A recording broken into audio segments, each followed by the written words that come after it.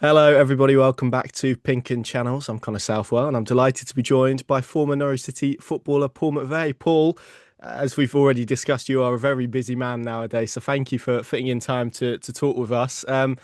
Let's start there. How are things? How busy are you at the moment? Because I think we can all see from what you do and your work that I can imagine your schedule is pretty packed.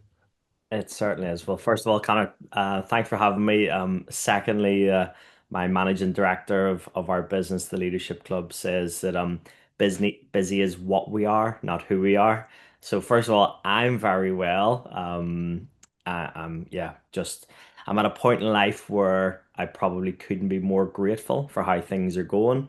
Very, very fortunate to have had the kind of the nearly 20 years of playing football, and of course, probably eight and a bit years at Norwich City in the two spells. And then when I stopped playing in 2010, that was actually just at the end of the League One season under Mm. Paul Lambert when we just won the league and got promoted back into the championship, and of course the back-to-back promotions into the Premier League under Paul Lambert. And since then in 2010 I've been off doing this keynote speaking for companies around the world, which has just been an incredible experience. And I was pretty much doing that for 10 years until COVID happened. And of course, with COVID, like lots of people, lots of businesses struggled and didn't know how to sort of deal with that challenge. And then one of the things that I thought, well, apart from just doing these one-off sessions for your Microsofts or Cisco's or KPMG's or whatever company I was speaking for, whether it's in the UK, America, Hong Kong, Singapore, whatever, I realized that it needed a different business model to be able to work with the organizations in the way that they wanted it. And I just kept getting asked the same thing. How do you talk about this, performance and leadership and teamwork and those insights from that world-class environment? But the question I was being asked is how can we take what you're delivering in this 60-minute session to our teams generate their annual conferences, and how do we embed this in our organization? So we started and launched the Leadership Club 5 years ago, and it was really kind of based off the back that I was very fortunate to have a really let's call it like a high performing network. Mm. So I was linked with not only other footballers who'd done amazing things in their careers, like winning the Champions League or Ballon d'Ors or World Cups, but then Rugby World Cup winners like New Zealand All Blacks or Olympic champions or whatever sporting icons that I just kind of met and connected with over the years. And I thought, right, that's a great starting point to be able to deliver these programs. But actually, what about business leaders? People who have been at the top of the biggest organizations in the world. So we brought together all these people that I'd worked with over the last 10 years or so. And then, of course, you have military, which is a great way to engage. So very fortunate to know people like who have been US Navy SEALs and SEAL Team 6, which just for context is like I can say I've been a Premier League footballer. That's like being a US Navy SEAL. You get to the pinnacle of your profession. But SEAL Team 6 is like winning the World Cup. It's a tiny percentage of people who have been at the very top. Of course, you have academics who study, the latest trends and research, and then the last demographic of people we work with in our leadership club is just these amazing people who have done incredible things like world explorers who might have climbed Everest, but also have cycled around the world and single-handedly rode the Atlantic. It's just just really incredible, these amazing group of people. So we brought them all together into our leadership club, and now we deliver long-term programs, not just the one-off sessions. And it's not just me delivering the one-off sessions, it's now all of these 250 plus world-class performers that are also delivering them on our behalf. And it's fascinating kind of the path that you've taken because you hear a lot now about footballers after they stop playing. It's that sense of purpose sometimes that they lose and being in a dressing room environment and in a team environment. Was it in your head when you stopped playing at the end of that League One season after what was tremendously successful for Norwich and obviously you were involved in that as well? Was it always your plan to go down this route, or is this kind of the route that life has kind of taken you in and maybe was a little bit unexpected in that way? I would definitely say it was more by chance than by design. The only thing that, I don't think there's probably too many factors to try and put it down to it was my decision to do this and this is why it's Mm. ended up like this. It's probably quite similar to a footballing career and interesting, the fact that I'm turning 48 in a couple of days, it's almost like my life's been broken up into kind of 16-year chunks. So first 16 years growing up in Belfast and that experience, which give me an amazing starting point, but also a quite a skewed view of the world that, most people didn't grow up in a war zone. Most people didn't grow up with tanks driving down the street, etc., and soldiers walking past you with their guns. Then, of course, 16 years in professional football. And again, just most people aren't around, World Cup winners like I was in my first day at Spurs with your Jurgen Klinsmans and your Ozzy Ardiles and making my debut with Teddy Sheringham and playing with Sol Campbell, etc. Just these amazing people. But the last 16 years being around the some of the best and most incredible business leaders, across the entire world, to be able to be exposed to those people and all of those different aspects is just gives me such a I suppose so grateful for how that's happened. But I think because I understand what the footballing career path was like when I've started off on this journey in the corporate world, I could never have imagined it would end up like this.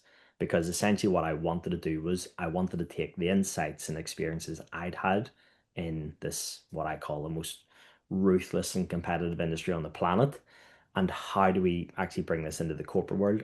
And so when I started it, I just essentially wanted to deliver keynote speeches because I thought there was a gap in the market.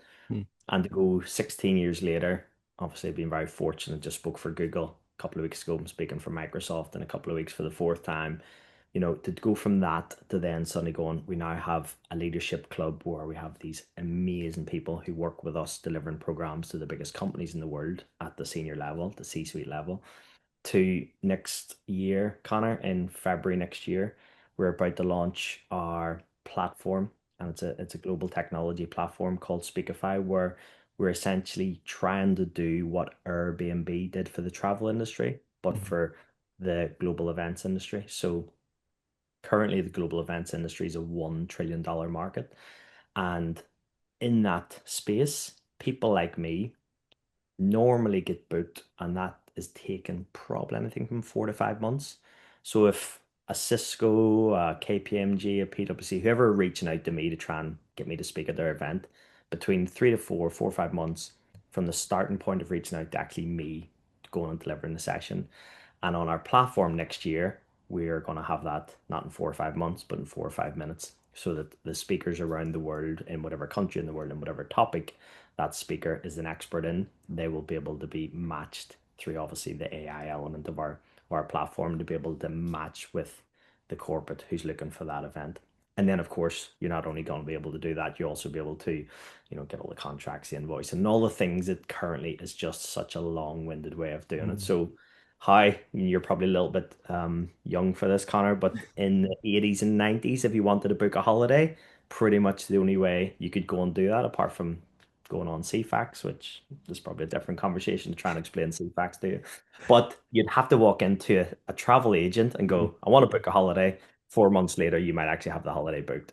And that's essentially what is happening in our industry. And instead of taking 4 or 5 months, we're going to do it in 4 or 5 minutes. So to be able to think that I'm essentially trying to be like the Irish Mark Zuckerberg is kind of crazy when I think about it. But I've loved being in this position where every time I've started in one of these industries, whether it's professional football and trying to start on the first step of this ladder to get to the pinnacle of incredibly difficult profession. And then when I started as a speaker 16 years ago, I was like, well, I would just love to get that because by that stage, when I stopped playing at Norwich, I'd never been paid a penny to speak in public. And I was thinking, wow, I know people. And at that stage, I'd been introduced to a few of these. Mhm. I knew people who were charging $10,000, $20,000 an hour for a speech. I was like, that is mind blowing. You think you get paid well in football, some players in my era were getting paid 10 and 20,000 pounds a week, and I was like, oh my goodness, that is just amazing. And there might Mhm. be certain Darren Huckerby's might be in this conversation, and as he probably would say at that point, is he's not taking a pay cut for anybody. So there was people on that kind of money, which was blew my mind, and I was obviously very, very, a fraction of what that was. And now that some people in this world are getting paid that for 60 minutes. And I thought 15 years ago, 16 years ago when I started, that would be so incredible if I could ever work hard enough to get to the point that I'm at that level. And of course, after doing it for 16 years, and being able to reach my goal has just been mind blowing that that's possible. And so now, as we embark on this journey with our investors and with the team that we're building, to try and create essentially what it is like the Airbnb of booking corporate speakers is just such a massive mountain to start the journey on. But I love a challenge, so why not? Yeah, I mean, it sounds absolutely fascinating. I mean, the thing for me is, and I guess maybe this is something that you've discovered, but also that those companies have discovered the versatility, I guess, of football and the skills that you learn, and the fact that it isn't just a kind of, and we think football often as being in a bubble, and the people within it have been in a bubble and around it. And for a lot of people, it's kind of an escapism, but actually, the way that you've utilized the skills that you learn and translated those to other industries and other companies. I mean, has it surprised you how easily it has translated to those companies? And have you found that actually it surprised some of the companies as well that they've been able to take so much, like you say, some of the biggest companies in the world taking sort of skills and whatnot that you've found in professional football? I think that when you put it into context, that and this sounds really arrogant whenever you say this, but one of the things that I kind of try to give the senior leaders that I'm working with the context of what it takes to achieve what I did for those nearly 20 years is to be a professional footballer. And not only just to be a professional footballer, that's not even to talk about to get to the Mm. Premier League or score in the Premier League or do anything in that level. But just to be a professional footballer, you have to be one of the best performers in the world. And the reason why I say that is because when I was growing up in the streets of Belfast and playing football with all my friends as we were doing, pretty much everybody wanted to be a professional footballer. And of course, it wasn't just people like me in Belfast. It was all over the whole of Ireland. It was all over the whole of the UK. It was all over Europe, the world. And you think, well, think of all those millions, if not billions, of kids who wanted to be a professional footballer. And probably most of them were like me. They didn't want to play football in their country. Everybody wants to come to England. Why do you want to come to England? Well, it's the best and most glamorous and most successful league in the world. So everybody wants to come there. So if you're thinking everybody's trying to get to the pinnacle, it's like being an actor. Everybody wanted to go to Hollywood. Yeah. So very, very few people actually make it there. And the ones who made it in the Premier League are the ones who have got to the very pinnacle of the millions, if not billions, of kids, which means you have to outperform everyone else.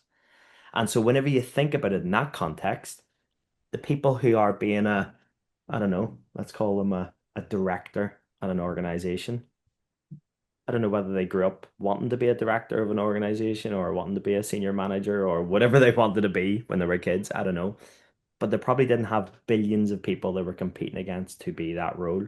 And so it's that kind of what is the landscape? What's the context? And interestingly, for the leadership club and our business, we have a tagline that says perspective fuels performance. And it's because you think you're doing well in whatever field of work you're in until you compare yourself to someone else. And you think you're a decent company until you compare yourself to Amazon. You're like, oh, actually, maybe we're a little small fry in this whole industry. And that's where we are right now. We think we have a chance of being successful, but the probability of us being successful, even though we've secured investment, even though we've started building the tech platform, even though we've got to this point, the probability of us being successful is 0.00001%. But actually, the potential, if we are successful, is enormous. And I feel like I've found this for the third time in my life because I had the same thing when I was an 11-year-old kid and I first come over to Spurs. And on my first day over at Spurs, I actually did an advert with Paul Gascoigne. And again, the potential of me being a Premier League footballer at that point as an 11-year-old kid was 0.00000. Sorry, the probability was 0.0001. But the potential was pretty big because obviously it was one of the best players around Belfast and Northern Ireland. And the same thing happened when I came out of professional football. I wanted to be a keynote speaker. I thought there was a massive gap in the market because no one had ever played in the Premier League and gone on to be a keynote speaker. But the potential of me getting to that level of what I was talking about of earning that kind of money was 0.0001. But the potential after my footballing career was pretty massive. So we're in the exact same point that I've been in a few times in my life, which is why I then think it's just a skill, like being a keynote speaker, like being a professional footballer, like being grade 8 on the piano. it's just a skill. You're not born like this. And if it's just about mastering a skill, well, then I know how to do that. And I also know the stages of mastering a skill because I know there's four steps to it. And when you get to that fourth step of mastery, that is whenever you know that you're in the ballpark of what you're doing right. And that's exactly the feeling that we have right now. Oh yeah, absolutely, absolutely. I mean, obviously we're speaking. You've got a new book out. It's not about you, the psychology of leadership. I guess that incorporates some of the stuff that we've kind of talked about so far. I mean, tell us a little bit about the book and what the idea was, but behind writing it. Yeah, so it's interesting. Very fortunate of just having it here because whenever when I say we, because this is obviously it's a team effort to create this. Some people, write a book by themselves. For me, everything I do for 32 years now in my career has always been as part of a team. So I never really have had anything that I've done by myself or ever achieved by myself. It's always been part of a team. So whenever I wrote my first book was actually a year after I'd just won the league with Norwich City for the second time. And I thought, I'd love to write this book and sort of share the experiences of football. But I don't know if you're a runner or anyone who's listening is has run a marathon, but I ran my first marathon in 2012 and I was in London when I was actually part of Konak, the City of Norwich Athletic Club. And whenever I ran that marathon, I was like, I am never running a marathon again because it just takes too much effort. And the same principles applied of writing a book. After I wrote the book, I'm like, I'm never writing a book again. So it took me 14 years to finally convince myself that it would be a good idea to write this book. And it's all based on the fact that whenever I'm speaking, I generally talk about three different topics, and it normally follows the kind of the the career path of a professional footballer. So you talk about performance, and I've sort of alluded to that already. To be a performer, you have to be at the very pinnacle of your profession. And then once you do it for 300 games, as I was my second period back in Norwich, you become one of the leaders in the team because you're older, you got a bit of experience, you're helping the younger players. It's about not just what you're doing on the pitch, it's what you contribute off the pitch. So that leadership element. And as I just mentioned, being part of a team. So teamwork is huge. So those three topics of performance, leadership, and teamwork are essentially whenever I'm speaking to a client or for a client, that is the topics I generally talk about. But of course, doing my master's in psychology really give me that fascination of how do I implement the psychology of performance and the psychology of leadership and the psychology of teamwork, which is why whenever I was wanted to write this book, it was actually the first in a series of three.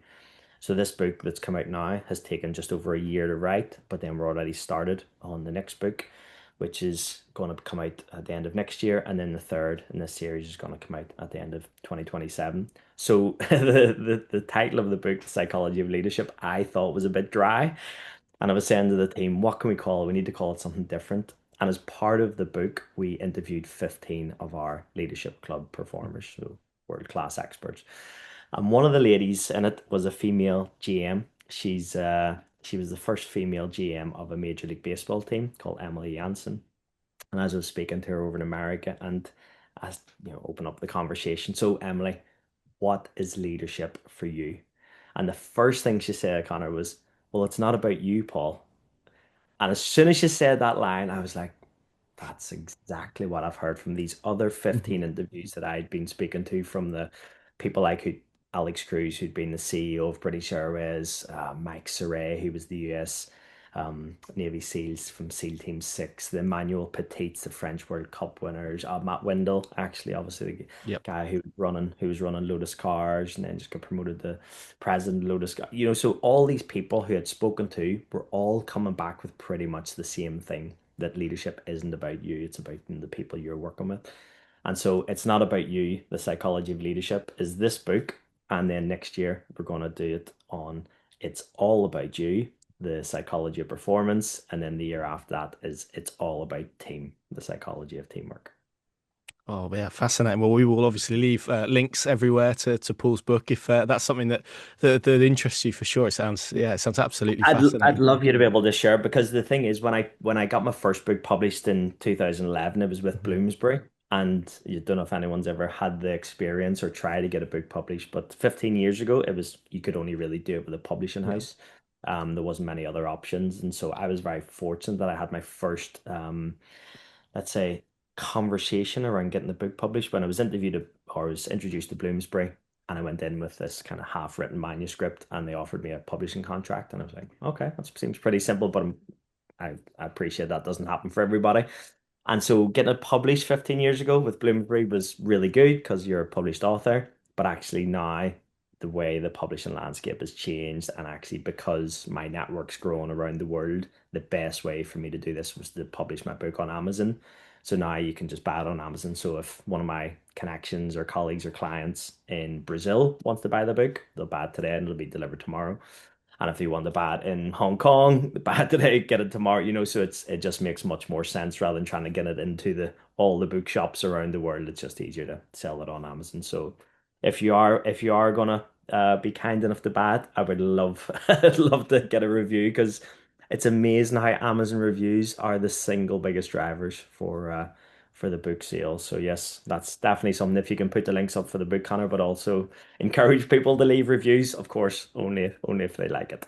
Yeah, I'm sure there'll be plenty of Norwich fans willing to help you out in that regard, Paul. To kind of take this back to football, I'm sure you've obviously seen where Norwich City find themselves in the table, and I think often the psychology around this type of situation that they're in is fascinating. It's something that maybe fans maybe not don't understand, but maybe don't understand the depths of at this moment. I'm sure it's something you've experienced in your career as well, being in a moment where you are struggling for results, for confidence. What do you feel the psychology will be like, and what is the route to kind of turning that around and making underperformance, I guess, into even performance, or even to a stage where they are? We talk about overperformance a lot as well in football, moving into those ways, and how easy is it to transition from where they are in the moment to a team that is capable of getting results and is looking more confident? And I'm asking you about four questions in one here, but how much That's of okay. that is dependent on the head coach or the manager at the time as well? How much do players look towards that person for leadership? Good questions. Great, obviously multi-question in what you're asking. Can I ask you a question first before I Go give my for it. response? Do you know if the club currently employ a full-time sports psychologist? They do, yes, They yeah. He's do. called Matt Miller, yes. So I think they were one of the first in the championship to do so. So yeah, that's been one they've had And how access to long's for how a while. long's Matt been working with the team and who brought him Oh, in? well, I think he sort of started in the academy and came through. I'd need to have a sort of proper look at his journey, but I'm pretty sure that's how he's done it. So he's followed a lot of those young players sort of up Okay. into the first team. But I think he's been in and around the first team for a couple of years now. Yeah.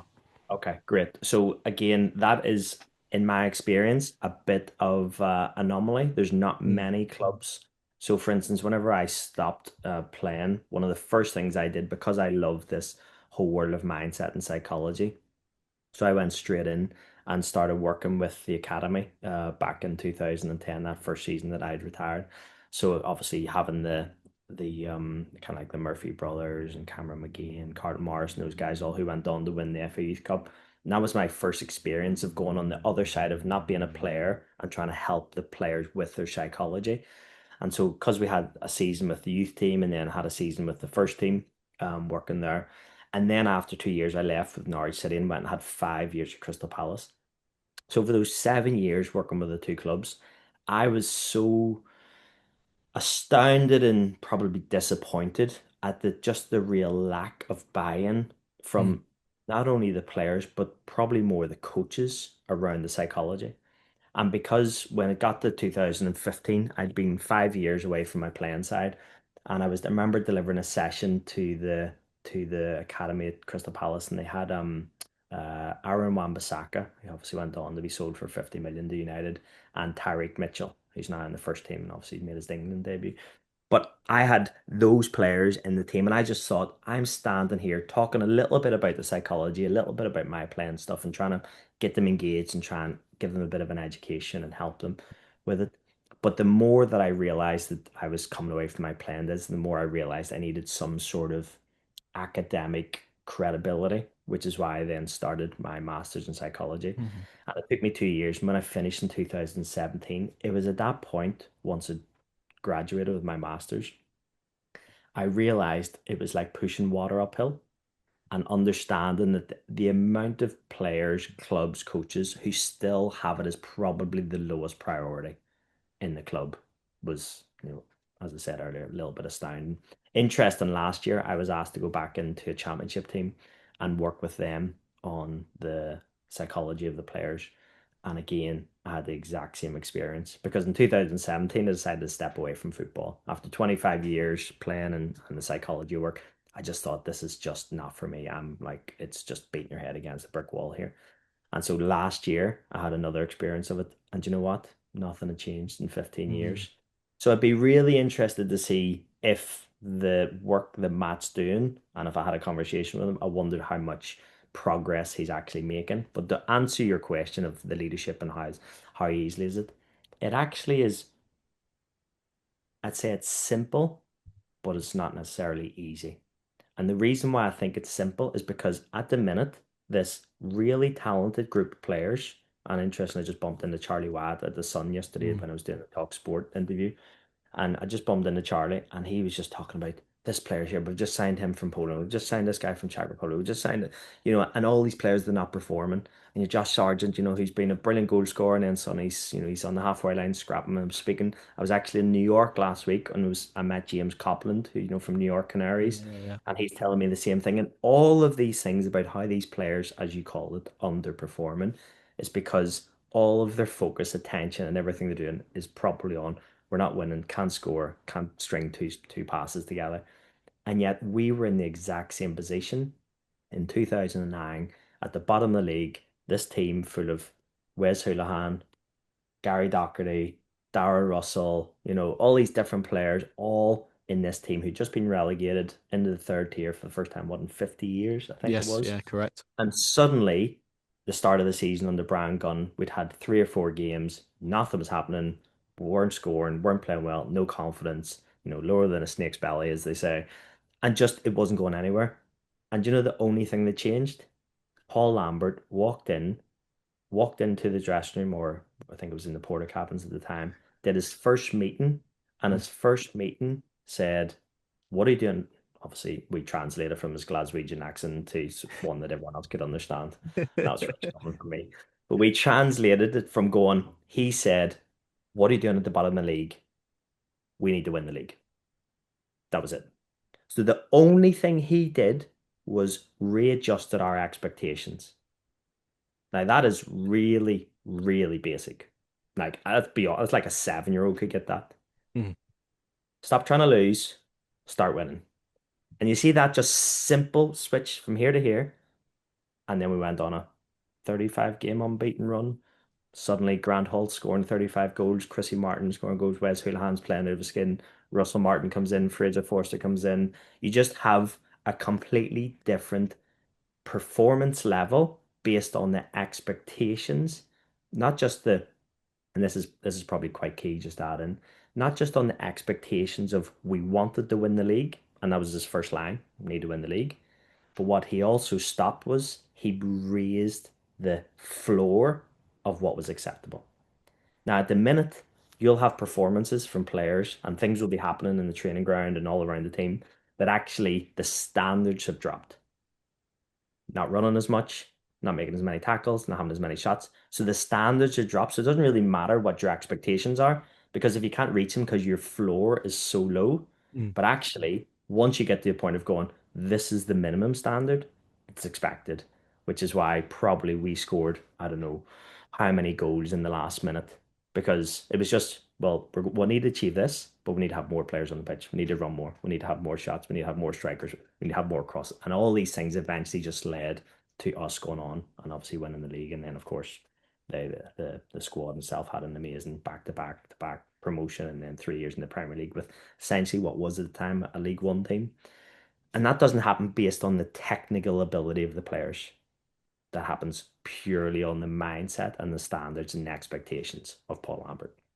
Yeah, and I guess that ability of Paul Lambert to take players, and he did this sort of even when they were in the Premier League from lower divisions. And I think players have spoken about the fact that in the dressing room at Old Trafford and at Anfield, he would say, "I think you're better than whoever it is in the opposition dressing room." And that psychological aspect is, yeah, so fascinating. We're sort of running out of time a little Yeah. bit, but in terms of how you reflect on your time at Norwich, I'm sure you're a huge affiliation still with the club. I mean, what are your kind of reflections reflections now, sort of as you say, a decade on post career on the time that you spent at the club and what they gave to 15, you as guests. Yeah. yeah, 15 years on. No, it's still such a, such a great feeling to think about the amazing experiences. And of course, it wasn't all good. You can't dress it up, and I would never look back with rose-tinted glasses. But this is probably one of the best moments because as much as I had so many incredible